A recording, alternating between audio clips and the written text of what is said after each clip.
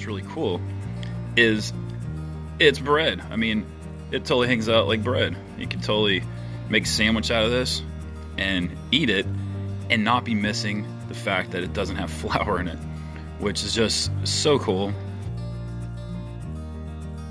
First thing we're gonna do is we're gonna get 1 teaspoon of dry active yeast in a bowl with some warm water. It needs to be warm, and that's gonna help the yeast actually activate, along with a little bit of sugar. That's what the yeast eats. So a little bit of natural sugar, local raw is best. Low carb, only 6 grams for a whole loaf. So let's start. What we're gonna do first here is we're gonna take our eggs.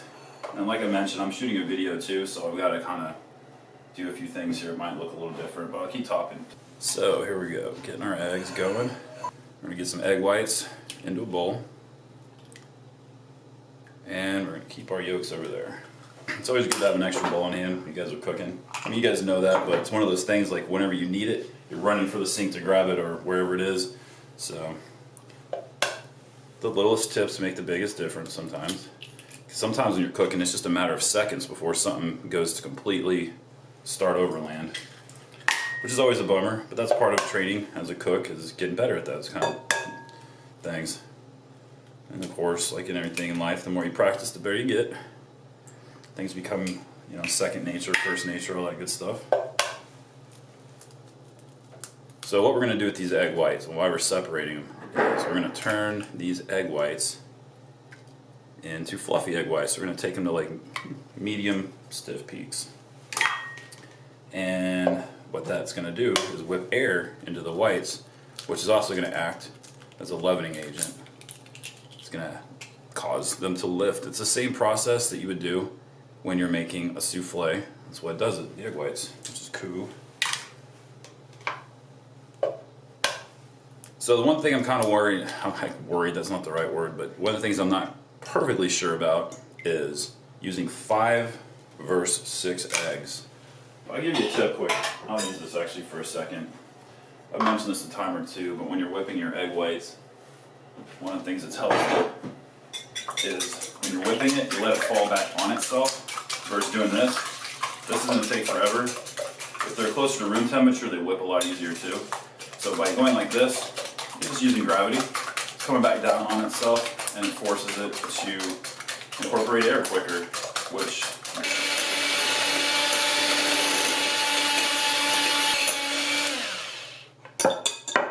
alright.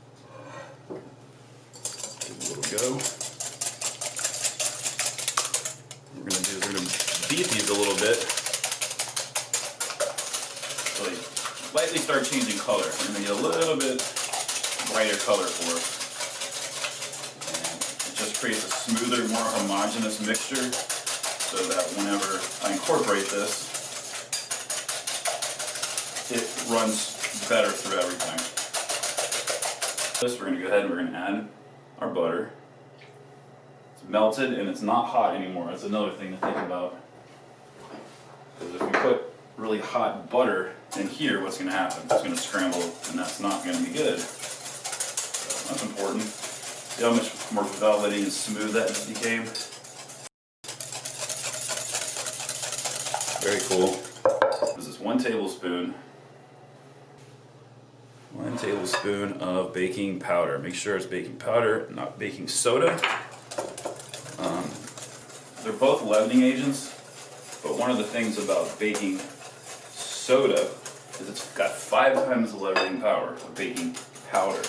So it needs to be used in the right application or else no good.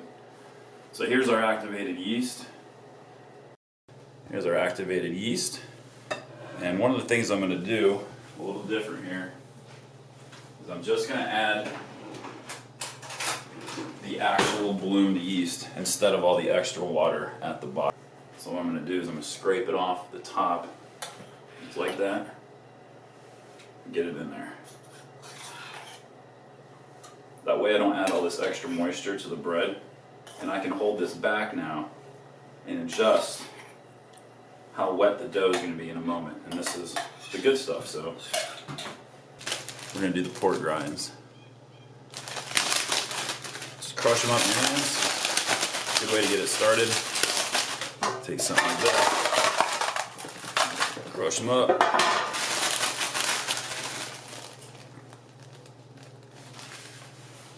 So we're gonna get that into here. I guess I'll measure this out too.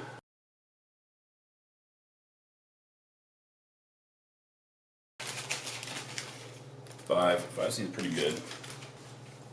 So guys, this is how you create recipes. You try something and sometimes it works the first time, sometimes it doesn't. You gotta sit on it, think about it, why did this not work? And then go to town. So delicious cheese, who doesn't want some cheese? Get that in there.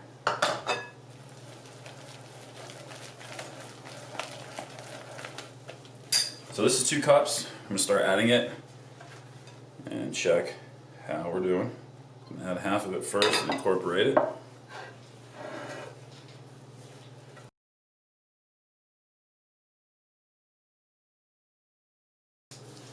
Came together pretty nicely. Let's add some egg whites. I'm going with about a third, which is usually the way you go. And this first roundabout is gonna be pretty much just liquid. It's not gonna stay fluffy and all that kind of stuff, which is how it goes.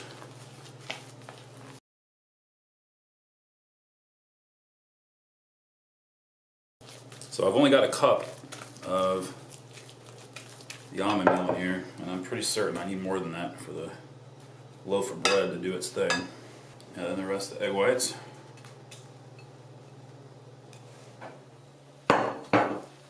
Bringing this together.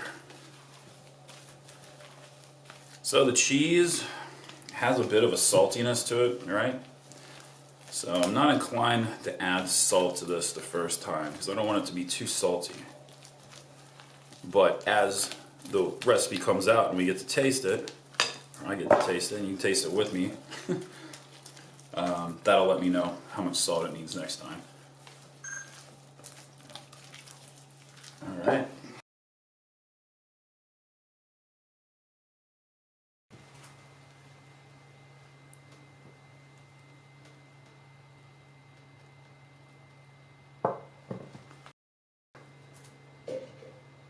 Right into the middle, because that's where it would be eggy in the bottom. And I don't know, it seems like it came out clean.